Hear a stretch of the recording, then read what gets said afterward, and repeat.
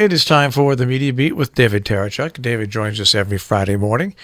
He, of course, has his own website, themediabeat.us. You can find him putting posts up on Huffington Post. And also, he's a PBS television correspondent reporting on ethics and belief.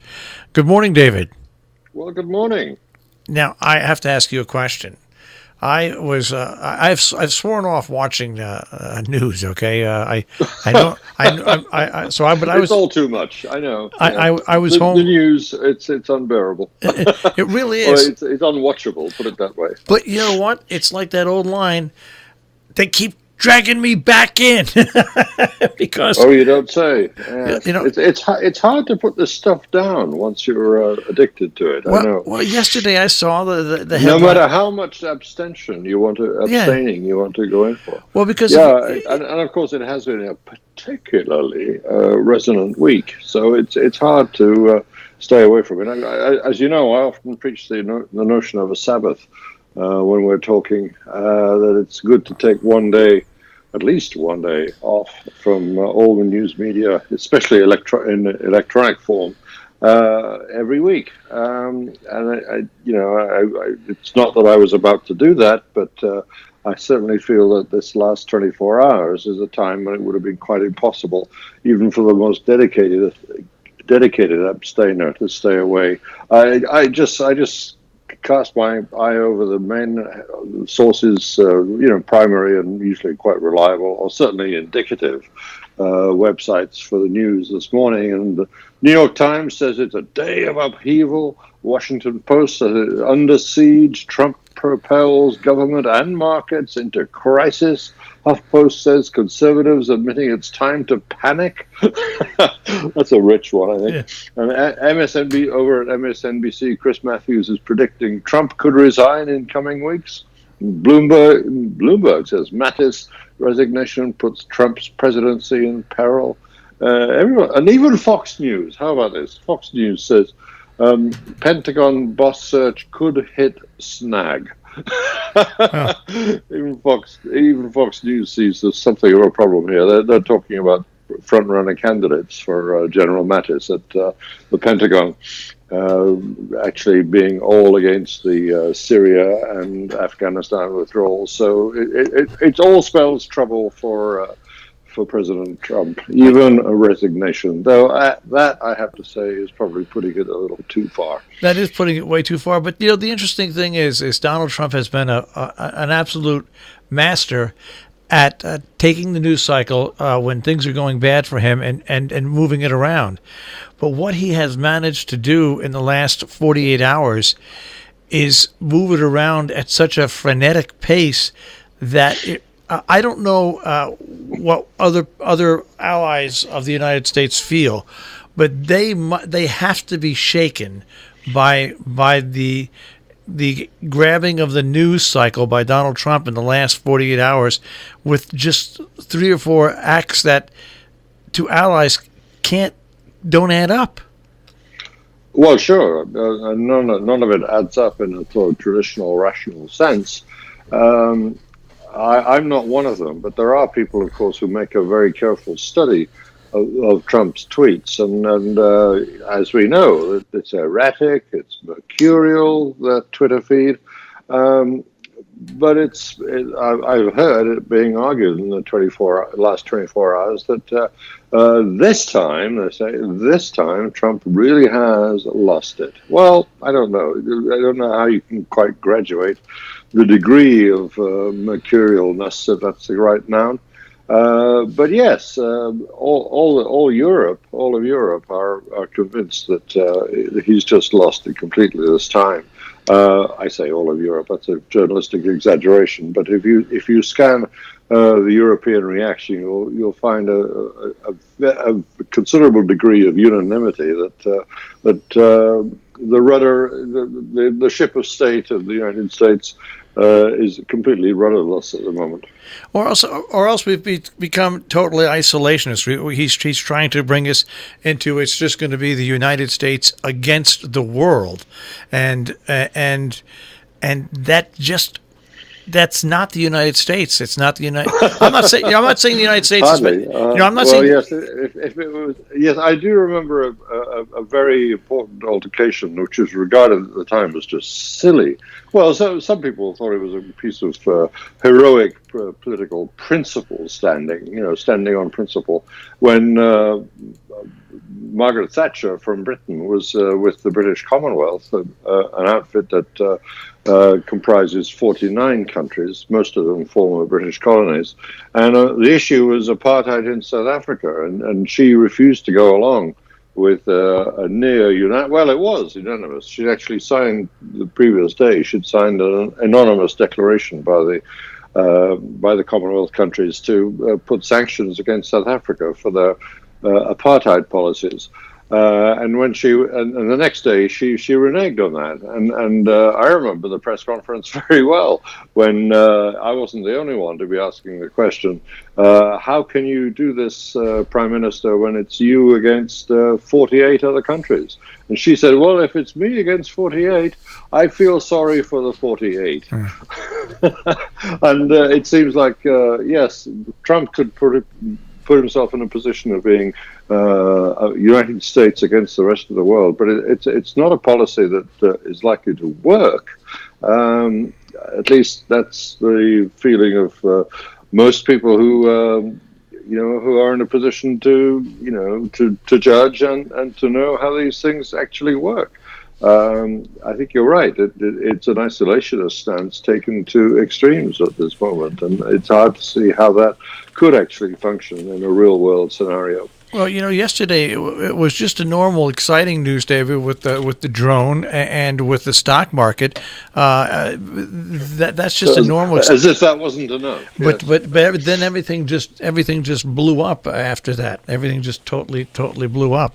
It was like I said, I managed to stumble onto it, and it was amazing to watch. It really was, and the prediction commentators I can't stand. The commentators that talk in real time, I had no problem with, but there was 3 or 4 on all the various networks that were predicting, and predicting is no good.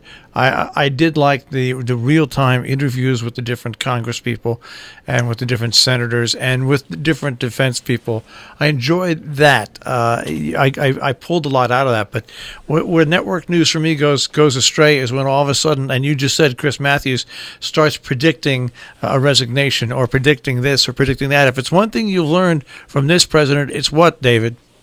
Oh, just never predict. I mean, I would say that with every president anyway, yeah. But this one just reinforces it absolutely. So the end of the year is when journalists are invited most of all, and here we are at the end of the year, and I am constantly under barrages of requests, at least to how's it going to go? How's it going to go?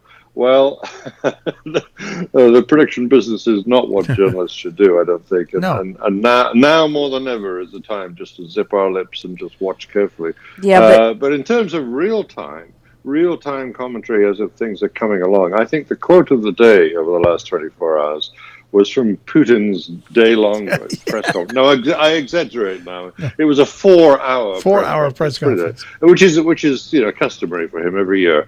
But the best quote of the day was on the matter of the United States exit from Syria at the behest of Donald Trump's Twitter feed. Putin put it so neatly. He said, Donald is right. And I agree with him. And today, MSNBC has decided the new enemy is Turkey. And it's really funny because Noah Roth, it's hilarious this morning.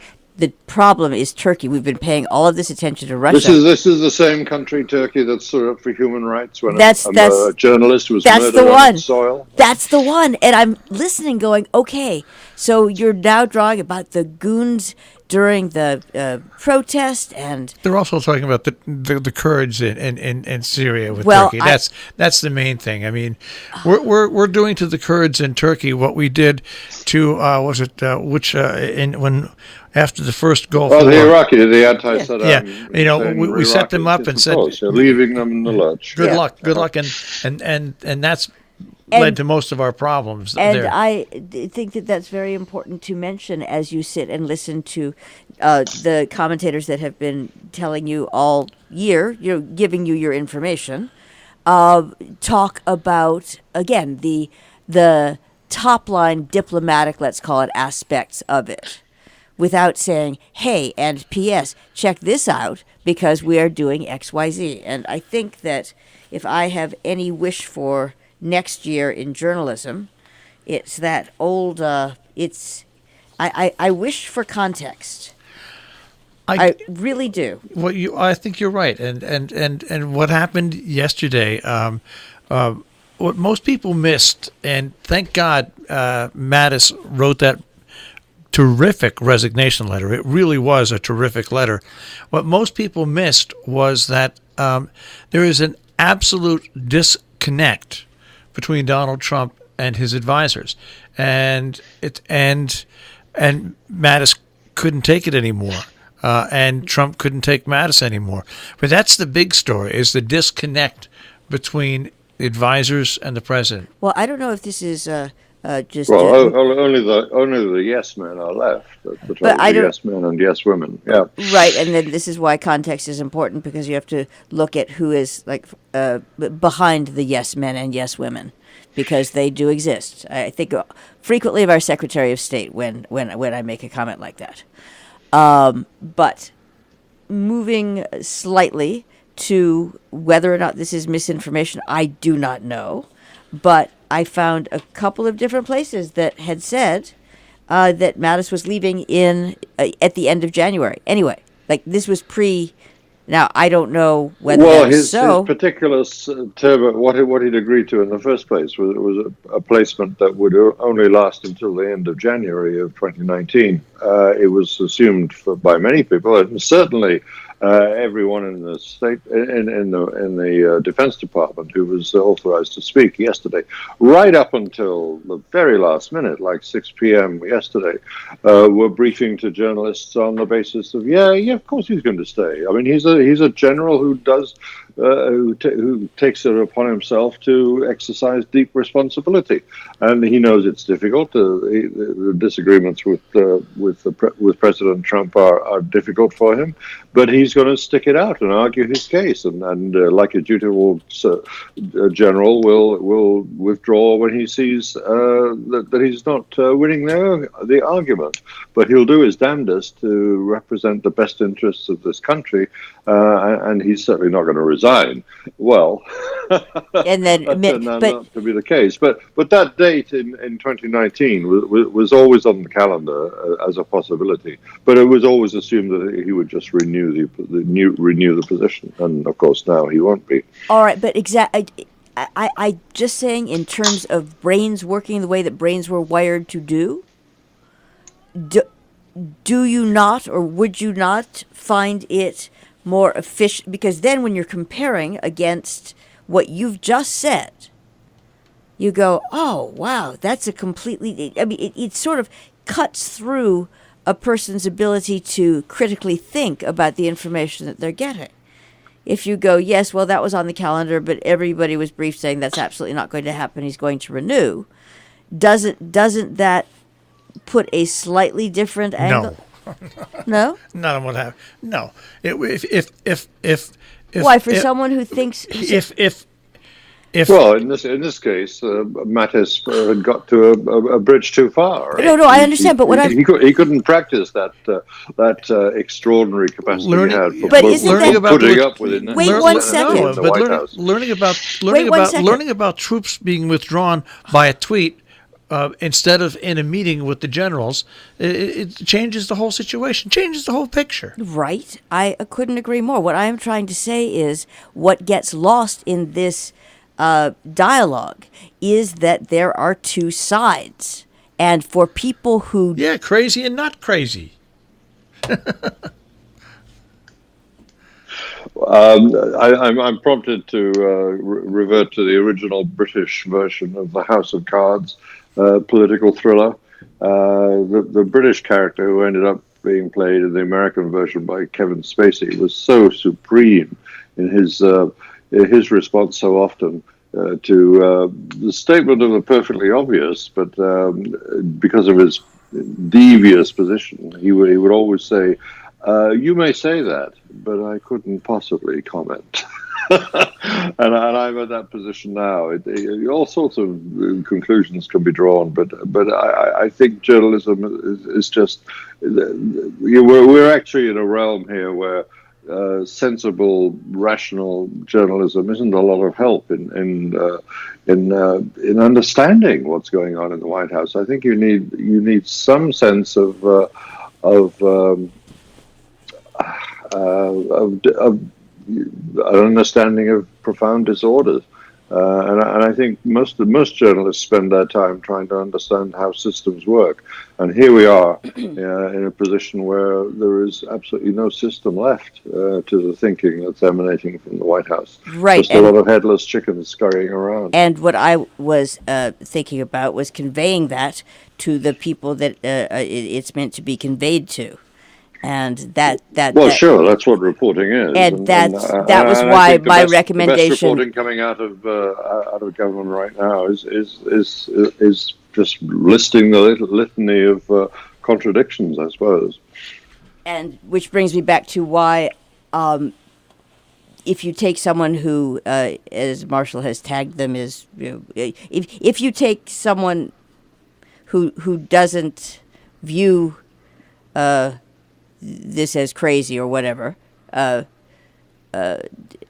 trying to be really diplomatic here. What I'm saying is, if you give them the context, yes, the guy was staying, but he just decided, basta, then that can contribute to perhaps revising their thinking about what's going on. I'm not talking about the people who already have a very firm understanding of what's going on. I'm talking about the fact that there are people who don't. That's all. I mean, I'm sorry to say. Well, I mean, part of our job is to get people as informed as we possibly can if we're journalists. I mean, and one of the problems of reporting on this administration is that you don't have a lot of good material to work with. All you've got is, I think the adjective mercurial is pretty helpful here. Because you just think of how mercury behaves. You try and get it. I mean, you shouldn't do this, but if you try and get it on your hand, it just slithers all over the place and drops between your fingers. I guess I'm saying very little more than that journalists find it very difficult to make sense of this administration, and that's no surprise. And of course, within that, it is perfectly. You're absolutely right. It's perfectly possible to argue that there is a cogent case for saying that we have no remaining responsibility in Syria. There are perfectly rational, not crazy, as Marshall was saying, not crazies, but rational people who say that we're not doing much. We're not being of much use in Syria, and we may as well get out of certainly of boots on the ground and limit our involvement to airstrikes only, and that of course would require maintaining good relations with the Kurdish people on the ground anyway, because they are one of the best intelligence sources anyway for guiding whatever airstrikes we might be making. So it's not complete and utter insanity to wish to come out of Syria. But of course, to decide your policy on the basis of what you've been, apparently what is happening in the White House, that this beleaguered president is reacting to the Rush Limbaughs, the Ann Coulters, the Fox and Friends, and on the basis of that is putting out a tweet determining policy. then we're talking about not rationality, but just reactivity. As a Quite right. as a country, once again, if you don't learn from our past failures, which was if we get ourselves into a bad situation where we're supporting somebody, and we let them know that we're going to continue to support them, and then all of a sudden we pull out that support, and they get destroyed. That sets up just a great game for the Soviet Union and for Iran in that area. Sure, and as Putin said, Donald is right, and I agree with him. It's and like I said, but then that's somewhat reminiscent of a lot of Donald Trump's career before he went into politics. There's a certain degree of when he gets to a certain point in a business deal, let's stiff the other folks. Just stiff them, and then let them live with the consequences, with no sense of the fact that we will have to live with consequences too. I've never seen our American government appear any weaker to me than it has right now. Maybe during Watergate, but I don't even think so. I just think that our Congress is so fractured. The Senate and the House are on different planets. The president is in a different universe. It's not like it was back when Richard Nixon and the crisis descended upon this country. I think there was probably about a week when people were extremely worried, certainly in Europe and in Japan and other allies at the time. I remember being extremely concerned, but now it's something like a pretty well embattled situation that seems to have a degree of permanence. I mean, the look of permanence about it, and there's only one way for it to go. Everyone seems to think that's certainly the feeling in the diplomatic world, which I just happen to have been more in contact with this week than usual, and the sense of everything going downward. Is a very shared and pretty well unanimous feeling, and that somehow conveying that into. I mean, again, this is just my opinion, but somehow conveying that into not just the people who know it circles, but getting it out into the, if you will, mainstream. I don't think would be such a terrible thing. Unfortunately, but it doesn't seem as though there's a segment of the public that just does that, and I'm going to blame this on social media. There's a segment of the public that gets their news from Twitter, that gets their news from Facebook, and from even Instagram now, that just are not correctly connected to the right sources. Yes, but they think that I did one of the adverts that just really makes my hair. Where do you think we'll be sitting next week at this time? You're asking me to predict again. I want to see if I can catch you there. I'm going to say that you may ask that question, Marshall, but I couldn't possibly comment. We'll all be sitting here doing exactly. That's a great line to end it with. I couldn't possibly comment. Yeah, because remember how this year started? Oh gosh, I'm not sure I do. No. All right. Where were we this time last year? It's an awful thing to try and cast our mind back to. But if you did, you would find that every week, without fail,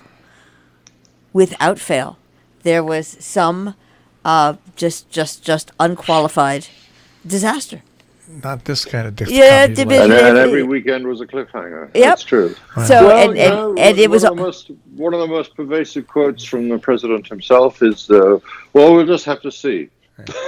Well, we will, David. And it's the slogan of a reality television program maker, I think, and it pretty well sums up where we are every time we take a pause. Well, we'll just have to see what happens. All right, so you'll do your year-end pause of. I'm going to ask that you just find some, shall we say, highlights of the.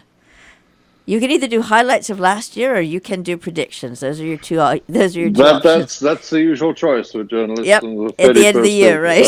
December, yeah. But I know I'm going to veer backwards rather than forwards because it's safer. To put it at its simplest. You're a smart man, and we really appreciate it. Thank you very much, David Tereshchuk, the Media Beat. Thank you.